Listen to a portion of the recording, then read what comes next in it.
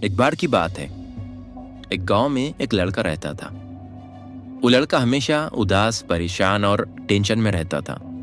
वो हमेशा फ्यूचर के बारे में सोचा करता। सुबह होते ही उसका टेंशन भी शुरू हो जाता। घर का टेंशन, फ्यूचर का टेंशन, घर की जिम्मेदारियां, पढ़ाई का टेंशन। मतलब कि उसकी जिंदगी में सुख था ही नहीं। वो हमेशा ओवर थिंकिंग किया करता था और दिन भर डिप्रेशन में ही रहता। तो ये बात उसने एक बार अपने उस्ताद, अपने गुरु को बताई। उसके सर ने उसकी पूरी बात सुनी और उसे कहा कि तुम मुझे कल गांव की नदी के पास मिल जा।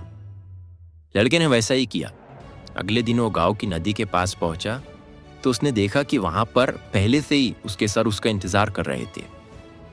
लड़के ने सर से कहा कि बताइए सर, आप मुझे क्या कहने वाले थे। सर ने कहा कि ऐसे नहीं, पहले हम इस नदी को पार करके नदी के उस साइड में चले जाते हैं, फिर मैं तुम्हें बताऊंगा कि तुम्हें क्या करना है। तो पास ही में एक नाव थी। लड़के ने कहा कि ठीक है सर, चलिए इस नाव में बैठकर हम नदी को पार कर लेते हैं। सर ने कहा नहीं, ऐसे नहीं।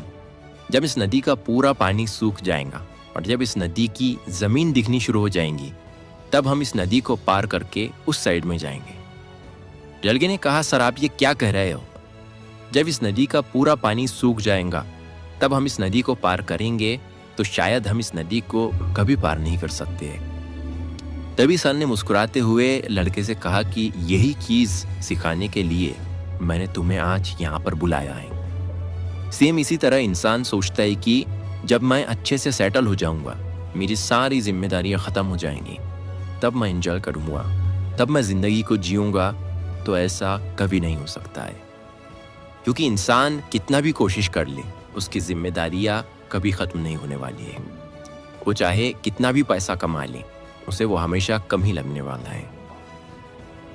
दोस्तों, कहते हैं कि स्ट्रगल एक जर्नी, एक सफर की तरह होता है, जिसे हम अभी तो कठिन समझते हैं, लेकिन बाद में उसी स्ट्रगल को सोचकर, उसे याद कर कर कहते हैं कि वही जिंदगी के सबसे अच्छे दिन थे। तो इस जर्नी के मजे लो, इसे मुस्कुराते हुए पार करो और इसमें और भी ज्यादा मेमोरीज को ऐड करते चलो, क्योंकि टेंशन, प्रॉब्लम, जिम्मेदारियां ये कभी खत्म नहीं होने वाली है। ये तभी खत्म होंगी जब आप खत्म हो जाओगे। तो अगर आप इस कहानी को और भी लोगों तक पहुंचाना चाहते हो तो इस वीडियो को लाइक करिए, ताकि YouTube इस वीडियो को और भी लोगों तक पहुंचाए। और अगर कहानी अच्छी लगी हो तो हमारे चैनल को सब्सक्राइब जरूर करिए। मिलता हूं मैं अगली बार इसी तरह की कहानी के साथ। तो सब्र करो, शुक्र करो और जिंदगी में आगे बढ़ो।